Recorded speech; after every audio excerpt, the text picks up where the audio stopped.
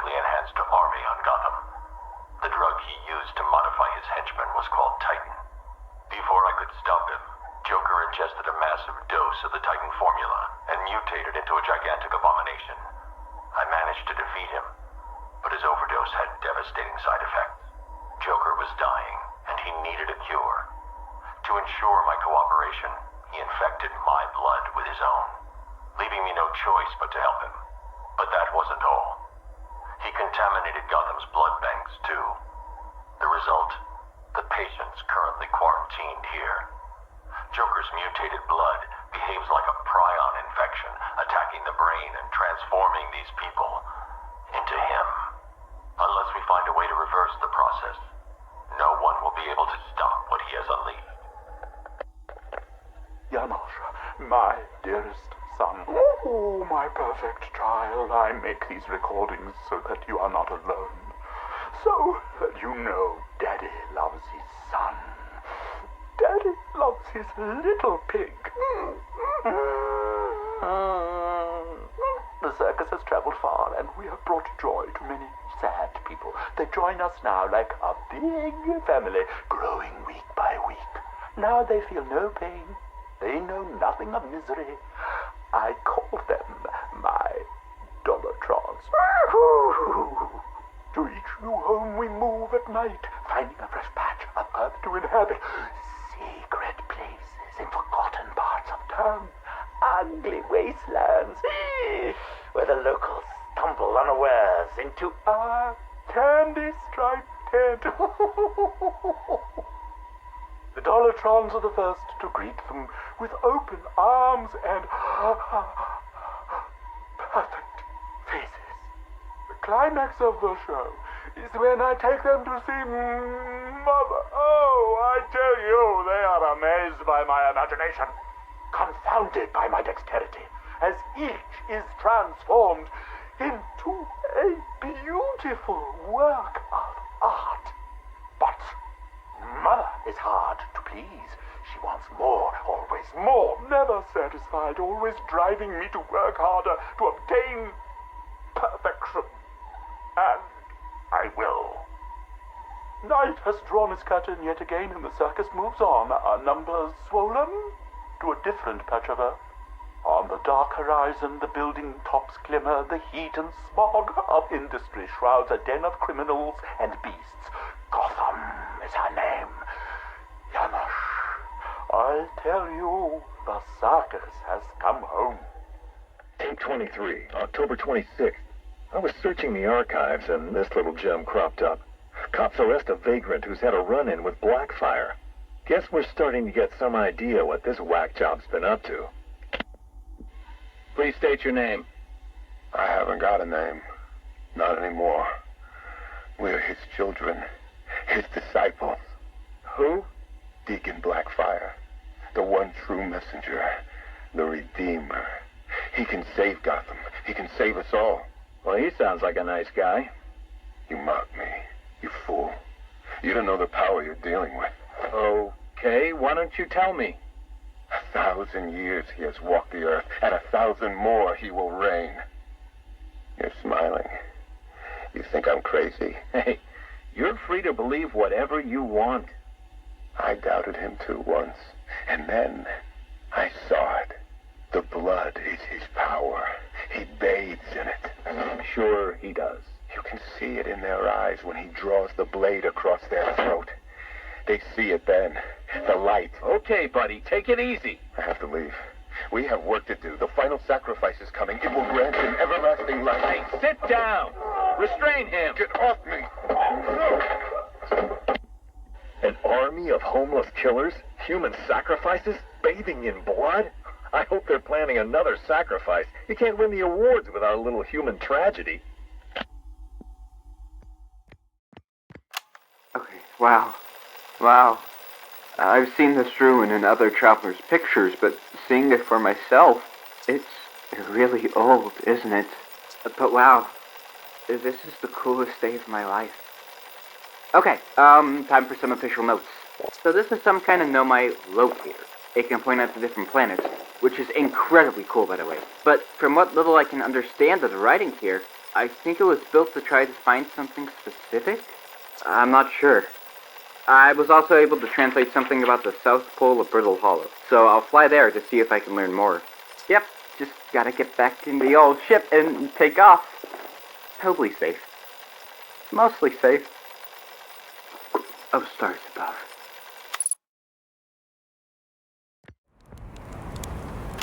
Church research notes. Property of Church. Clearly, the Nomai were making astronomical observations here. They chose an excellent spot.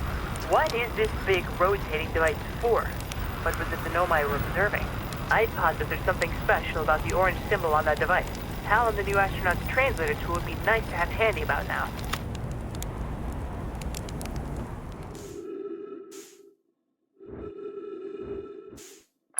Gabriel here, checking in on the Deep Space Satellite per ground control's request to check out a possible equipment problem. See, Ornfeld, I do too work. You know, I wouldn't mind being a satellite. Peaceful out here, among the distant stars and the soft, velvety darkness. That's awfully nice for naps, too. Oh, right, the lens. Alright, little satellite, let's see what the trouble is. Everything looks A-okay, ground control. No dust or scratches on the lens, and no evidence of sparking or violent explosions. Guess that rules out an equipment malfunction after all. You that, pal? You're in great shape. Keep up the good work out here.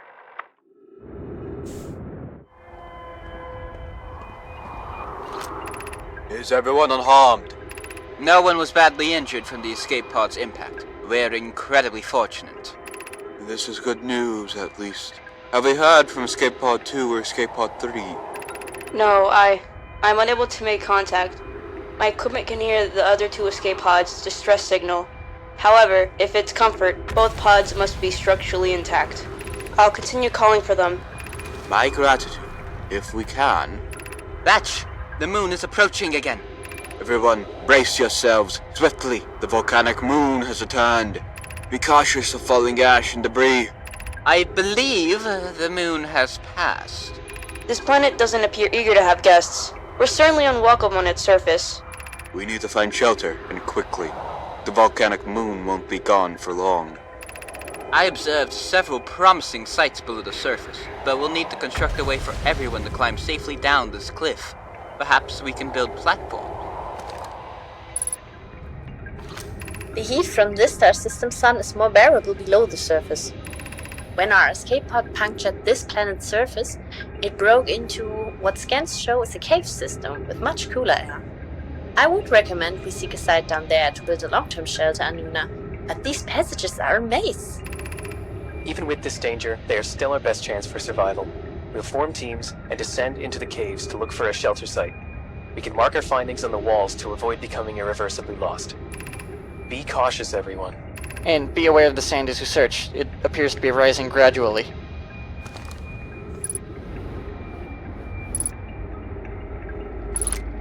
There's a new problem. Our equipment is detecting two distinct beacons from the vessel.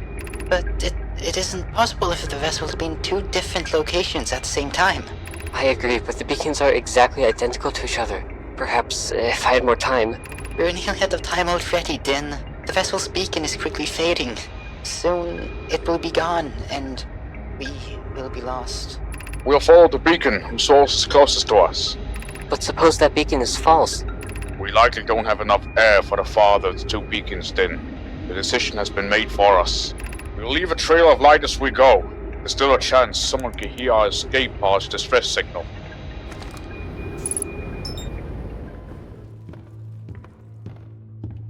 At this point, I don't get what Joey's plan is for this company. The animations sure aren't being finished on time anymore, and I simply don't see why we need this machine. It's noisy, it's messy, and who needs that much ink anyway? Also, get this. Joey had each one of us donate something from our workstation. We put them on these little pedestals in the break room to help appease the gods, Joey said. Keep things going. I think he's lost his mind, but hey, he writes the checks. But I tell you what, if one more of these pipes burst, I'm out of here. So first, Joey installs this ink machine over our heads. Then it apartment because the ink had flooded the stairwell. Joey's solution. An ink pump to drain it periodically. Now I have this ugly pump switch right in my office.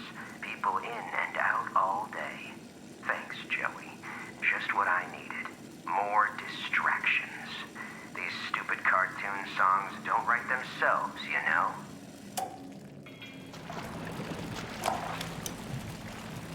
There's nothing wrong with dreaming. Wishing for the impossible is just human nature. That's how I got started. Just a pencil and a dream. We all want everything, without even having to lift a finger. They say you just have to believe. Believe can make you succeed. Believe can make you rich. Believe can make you powerful. Why, with enough belief, you can even cheat death itself. Now that is a beautiful and positively silly thought.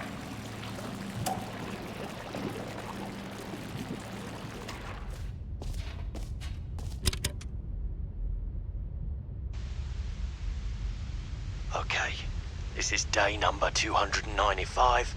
Tape number... I don't even know. I've lost track. Nothing feels real anymore. The longer I study this bucket, the less sense anything makes. The sheer euphoria I feel every time I pick it up. No matter how many times I've done it, it's always the same feeling. And the emptiness in my chest when I set it down. It doesn't make sense. There's no explanation for it. I still haven't figured out why I see the world so differently when this bucket is in my arms. Why everything feels so... What do I do with this treasure? I can monetize it. Yes.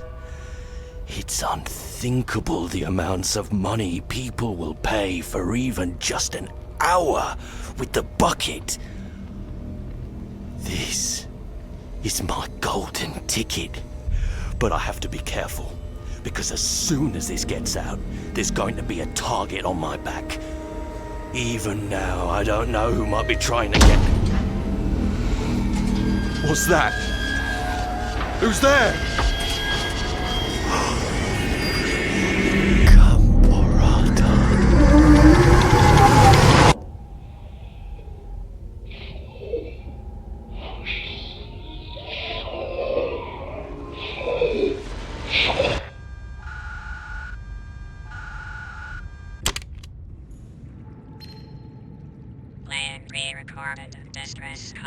This is Ozzy from the cafeteria. What the hell, guys? They didn't warn us this might happen. Our pod was almost crushed by this Seamoth Bay on the way down. Now we're hanging on the edge of a cave system, and this grim-looking snake thing's trying to eat through the hull. Come get us already. Plan pre-recorded distress call. This is Life Pod 6. I have a passenger on board. Coordinates attached. We've landed a kilometer from the crash site, but there's radiation in between us and the rendezvous. Request immediate assistance. 6 out. Plan pre-recorded distress call. This is Officer Keenan, Life Pod 19. The captain is gone. I have assumed command. The last thing the captain did was give me coordinates for dry land. We regroup 1.5 kilometers southwest of the crash site. Stay together and good luck. This message will now repeat.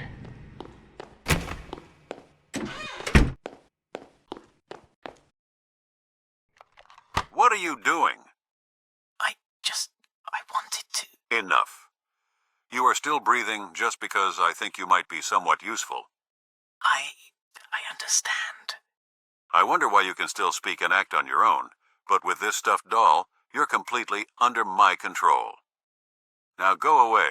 Make sure the new guy ends up in the disposal. Otherwise, it will be you.